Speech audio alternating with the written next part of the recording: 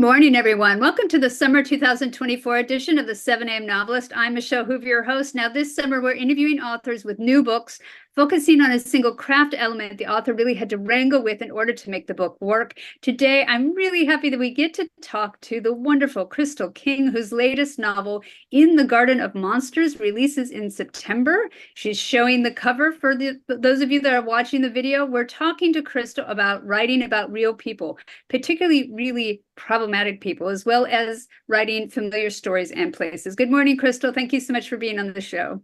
Thank you for having me. So Crystal is a novelist, culinary enthusiast, and a marketing expert. Her writing is fueled by the love of history and a passion for food, language, and the culture of Italy.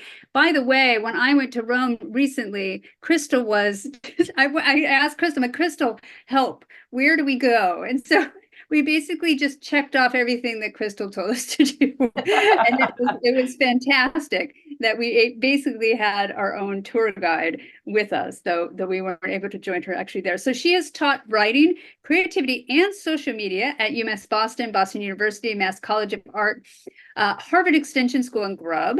She's a Pushcart Prize nominated poet and former co-editor of the online literary arts journal Plum Ruby Review. She received her master's in critical and creative thinking from UMass Boston. Austin, we're not in Texas, I don't know. So she developed there a series of exercises and writing prompts to help fiction writers, and that is called In Medias Res. And she's working on developing a book for that. So hopefully that will happen. And then we can grab that up as well. So she lives in Boston, but grew up in the Pacific Northwest. She also works in the media, in the world of social media. I can't even say social media. I dislike social media so much that my mouth rejects it. She also AI, and then AI, I try to pretend that it doesn't exist.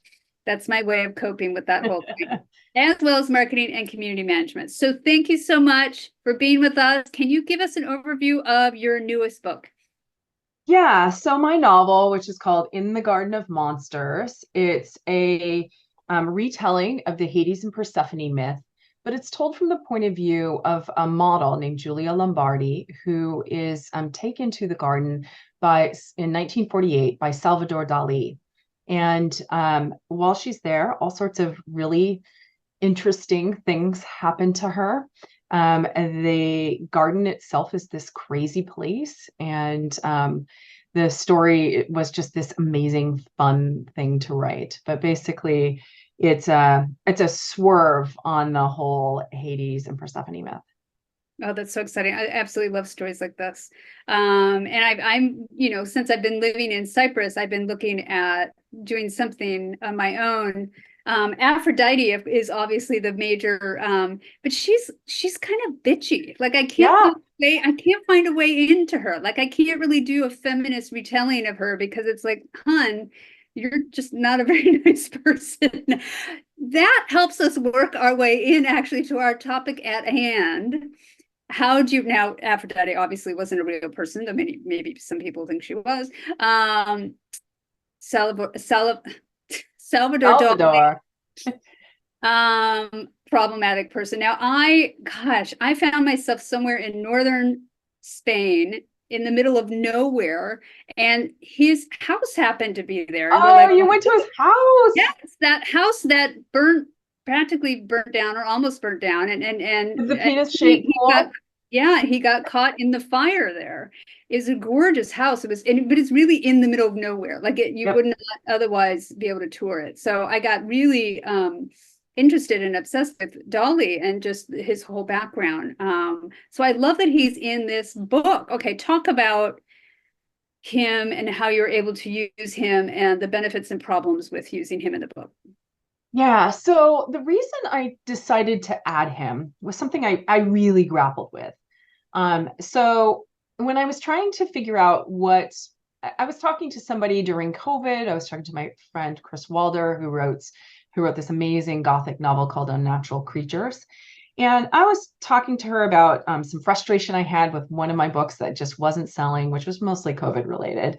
And I said, I want to write a book that's just going to sell like hotcakes. And like, what's a good genre? Like maybe historical fiction is not it for me, or at least not right at the moment. And she said, well, Gothics are hot.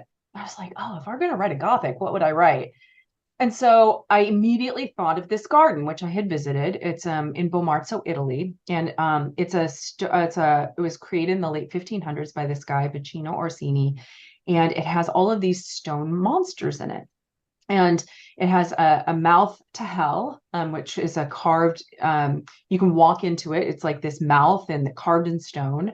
There's a statue of Ceres or Demeter, a bench that is Persephone's bench or Proserpina. And Cerberus is there. There's like a Tempietto that represents heaven. It's just this whole like interesting garden that has a journey from heaven to hell. And in 1948, Salvador Dali went there and he filmed a tiny movie. It's about 3 minutes long, and he is doing various things in the garden. He finds this cat from the town. There's a town, this medieval town that's on the top of a hill with a castle on the top of the hill. And he finds this cat and he brings it to the garden and films it. And I thought, okay, so he's been to the garden because when Vicino Orsini died in the late 1500s, the garden passed from two different Italian families, the Della Rovere and the Borghese family, but it was overgrown for almost 400 years. And in the 20s and 30s and into the 40s, all of these surrealist artists just thought this is this wild, weird place. And they started going there. Like they shouldn't be, they were trespassing, but they went there. And so Dali went there in 1948. And so I thought, if I tell this story, how do I tell this story? And I knew it wanted to be about Hades and Persephone, but the Salvador Dali angle is so interesting, and it's a surreal garden. And so the idea of including him was something I thought I'm gonna read up and see if this is something I should do. And I didn't actually like Dali much beforehand. I didn't like his paintings. Because a lot of them are really, really weird and strange and disturbing. And a lot of them I like, his melting clocks are interesting, but there's a lot of other paintings that I discovered that I actually do really like. And so when I started researching him, I thought I have to include him, but he is so problematic. He would be canceled in 3 seconds today. He was somebody who was an admirer of fascist dictators. He loved Franco and he admired Hitler. He created a painting in like 1972 about Hitler masturbating, for example. He was thrown out of the Surrealists because he wrote a letter to Paul Eulard, who was leading the Surrealists at the time, about a religion he wanted to create that excluded Black people. He just had strange ideas about sexuality, and he was just strange in thought and deed. He was also a genius, and he was extraordinarily charismatic and fascinating, a total narcissist. Mm-hmm. But he was such a fascinating figure. I thought, how do I do this? How do I create this story that includes him, includes the interesting parts of him, and does justice to it? And so originally I wrote this story and I really tamed him down. The story takes place in the course of 1 week. So, and it's 1948 before a lot of the weirdness really happened. He'd already been kicked out of the Surrealists, but he was still very popular. He's been married to Galah for like 15 years, maybe at that point. He was in his early 40s. And I thought, can I do this? So I submitted the book to my editor. Actually, when I originally met with my editor at Mira Books, she said, can we not include Dali and just have a generic artist in the book?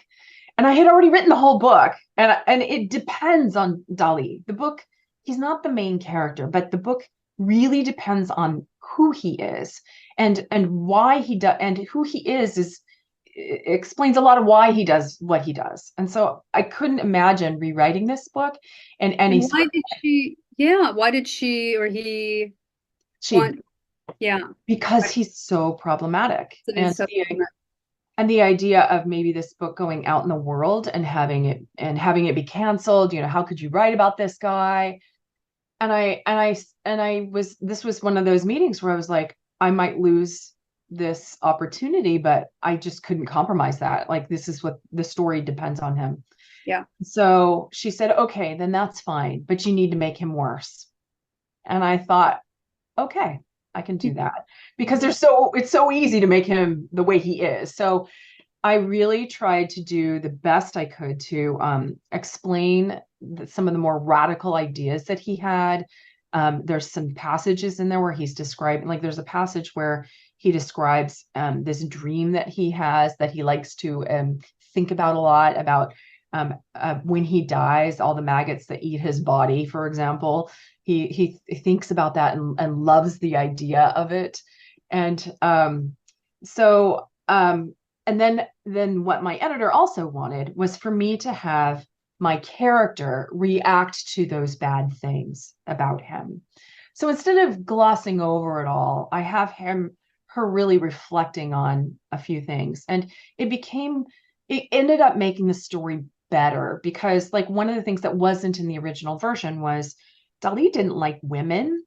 He loved Gala. But he really didn't like women touching him, for example. He didn't like he liked watching sex, but he didn't like participating in it. He admired the human body, but he was kind of like freaked out by it. He didn't he was somebody that you wanted to like him, but he was so weird. Also, he thought that women should not be artists. And my character is an artist, and she had gone to school for art in Italy, in Rome. And that's how he found her. She was a artist's model, but she had gone to art school. And so I was able to work this into the story, this idea that he didn't think women should be artists, despite the fact that there were lots of surrealist artists at the time. Mary Oppenheim, there was also Frida Kahlo, and there was just a whole bunch of really amazing artists at the time. So that was a lot of like, how do I use her to react to his awfulness? But what I came to understand, and if you've studied Dali, you might have thought about this as well, is that I don't think he wasn't a fascist. He wasn't somebody who really wanted people to die. I think he didn't care if they did. He was somebody that admired the power that they wielded and their ability to control people. But that's because he was a narcissist. Everything was about him, and he admired the people that could make people bend to their will. And so that was something that I could toy with and play with, and interesting. But he was fun and problematic, and I came to appreciate the genius of him, while also simultaneously being really disgusted by him in a lot of ways. Right, exactly. And I think writing about these kinds of characters is important. So I've been looking at Mary Richardson, who was the woman who attacked the Rokeby Venus in 1914, the suffragette. And she was the one that was most often imprisoned and starved to death and force-fed and everything. And later in her life, she joined the fascist party. And she thought that the party would serve the people, and women in particular. That's what she thought the party was going to do. So it was kind of for good reasons, but she was very vocal. She probably didn't give a damn about the anti-Semitism of the party at the time.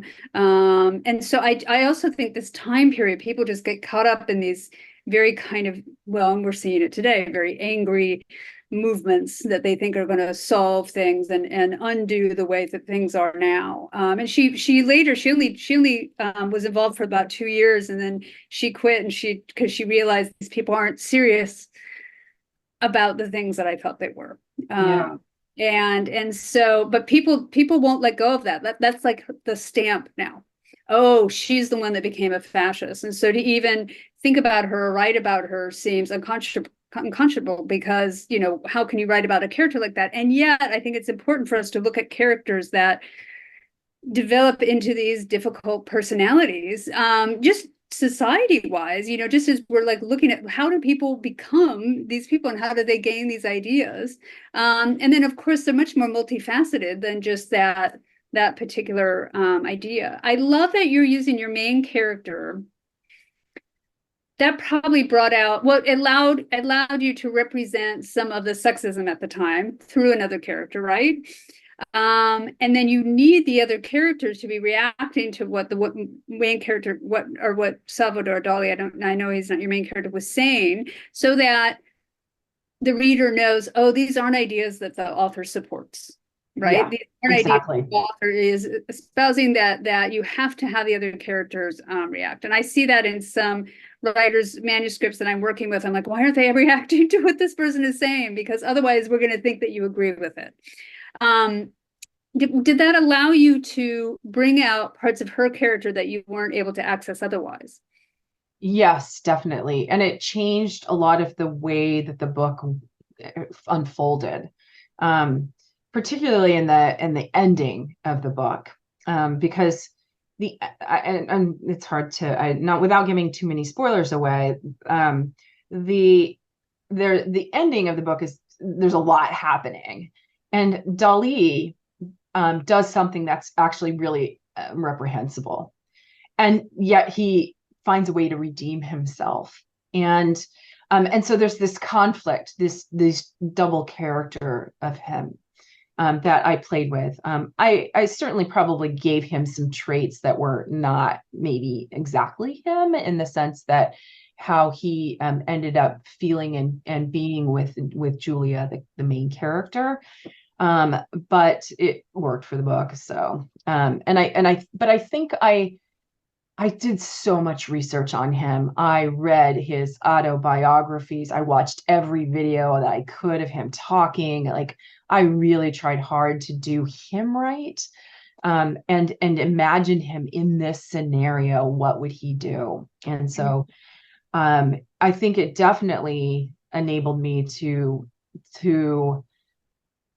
I think particularly in the climax, the thing that Dali does is something that I don't think I would have done if he wasn't as horrible as he ended up being. So, and Gala is terrible too. She was a horrible person. She was a lot of what made him horrible. So, like, if we're talking about problematic people, so there's this movement now to talk about, like, women, to lift women up and to pull them out of history, and people that were maligned, and Gala was not maligned. She was just that way. Like, there's so many accounts of the way that she was, and Dali loved her. Dali worshipped the ground she walked on from the moment he met her till the very end. And she used him and abused him, not physically, but she took advantage of him in so many ways.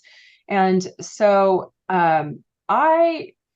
it was okay to just present her as she was. And she was just awful. She was a horrible human being. I mean, that's one thing too, is how to make one character slightly less awful, is to put in an even worse character. And then I do think when a character is devoted to someone or something, yes, it makes them softer, and it allows a way in for us. And also, if he was in some ways victimized, he obviously was not a victim, but if in a small part of his life, if he was victimized by her, that. Yeah, no, I think that's fascinating. So, and I also love, so talk about your use of Hades and the Persephone story, because we all know the story. This has become very, very popular these days, of rewriting these stories. It reminds me of, I think it's easier to do in fiction. I used to be really into the voice. I have no idea. I used to sing, maybe, or I fantasized about all that, and it was just kind of ridiculous. And so you'd hear these singers singing songs that we know quite well, and lots of times they would just sing it almost exactly the same way that the original singer. And I was like, what are you doing? You really have to put your stamp on this. You really have to make it yours. You have to be, otherwise, why are you doing it? Yeah. the same, I think we have the same expectation for fiction. There has to be a reason that you're retelling this particular story, something that you're trying to show, something that you're trying to overturn, something. So what were you trying to do by retelling this story?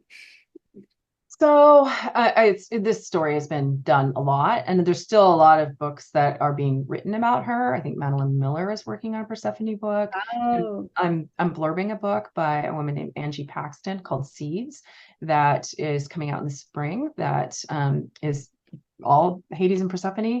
There's so many books about this story.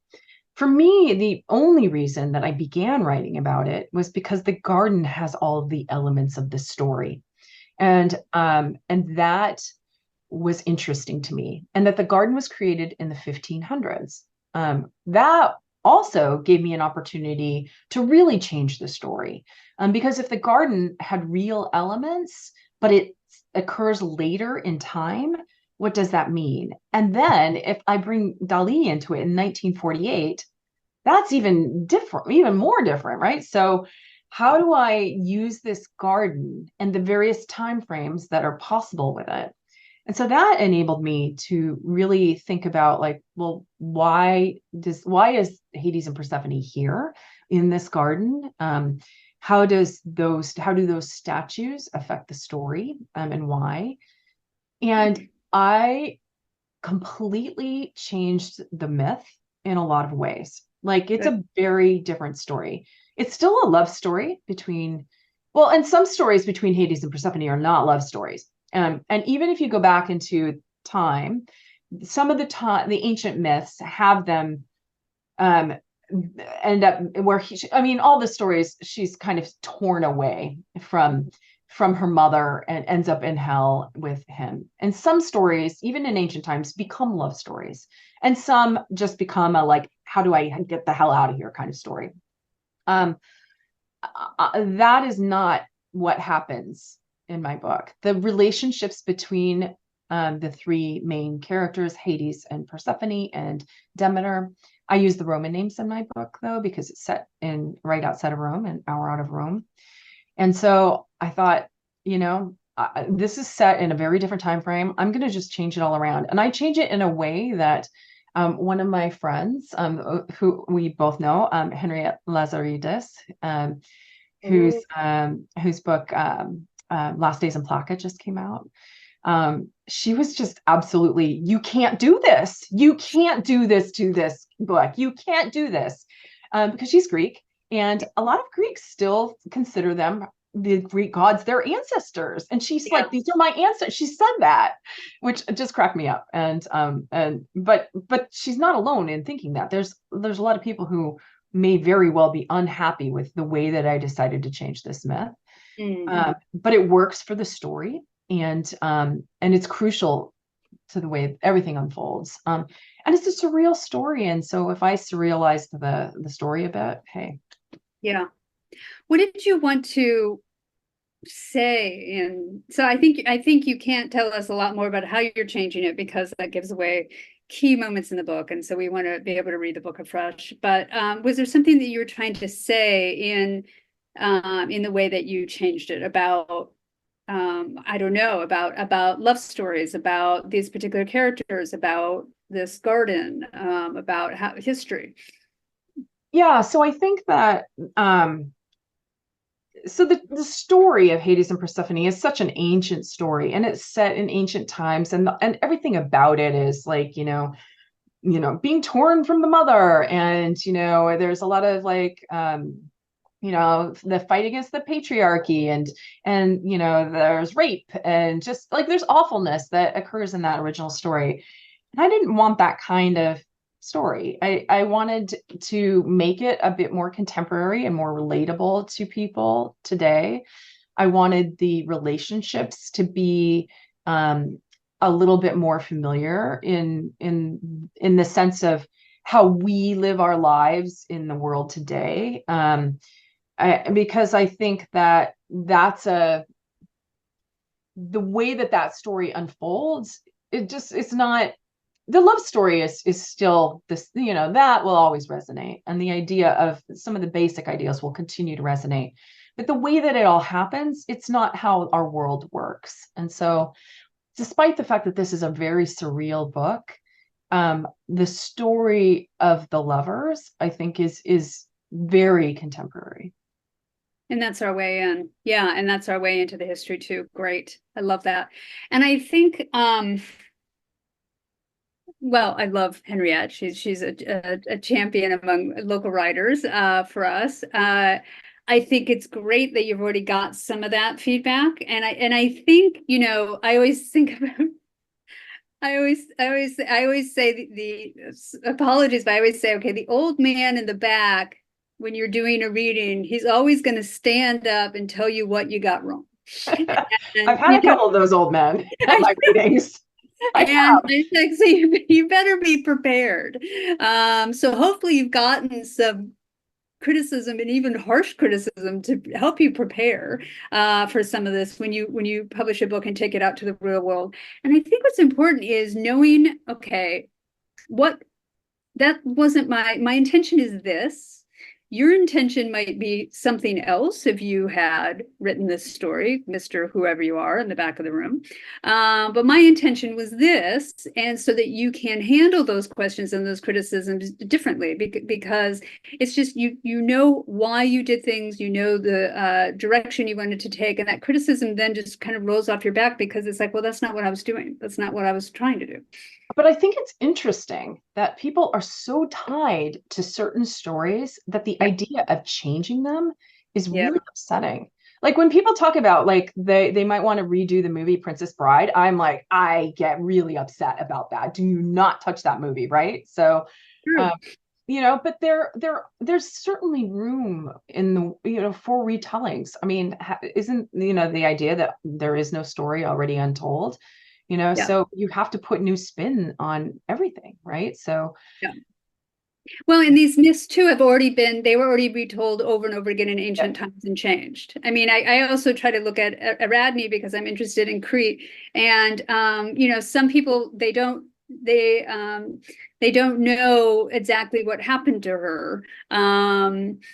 Was she jilted? Was she stolen away from the guy that killed them on a Minotaur? Did she leave him? All those stories are all over the place. And there's also a story of her coming to Cyprus and Aphrodite not, again, treating her very well. So that's always very interesting. But there's so many different formats. And you can say like, well, there's 20, 30 different formats of all those ancient stories. They were already doing it. Well, and the other thing too about the Persephone and Hades myth is that it probably wasn't a Greek myth in the beginning. It was a Sicilian myth. Right. Because hell is considered to be at the foot of Mount Etna, or like under Mount Etna. That was where, the idea of where Hades lived. And the Greeks kind of pulled it into their pantheon in a way that is interesting. And I don't think a lot of people know that or realize that. And certainly a lot of Greeks don't know that. That's fascinating. Okay, we're going to have to go and do a little wrap up. So everyone, you can find our full schedule on our Substack page at 7amnovelist.substack.com. Subscribe there for updates. You can also find our full range of podcast episodes on that page, including episodes from our past 3 writing challenges, as well as on any of your favorite podcast platforms. And if you like what we're doing, please follow, rate, and review our podcast so that we can reach other listeners. So, Crystal, do you have any final words you might offer us about writing and publishing a book like yours? Because this is kind of a new book for you. You were combining a lot of genres. You were doing some really different things which I love. I love that you're taking a step forward and doing something really fresh again and again and again. Yeah, so this has history. It's gothic. It's ghosty. It's got tons of food in it. For me, I thought what would make, and it's fantastical. It's very, and it's a romantasy. Like you can definitely put that tag on it. So where you put it on the bookshelf, I think booksellers are going to have a fun time with that. But what I thought was important was, how do I bring my readers of history, from my historical novels, along for the ride?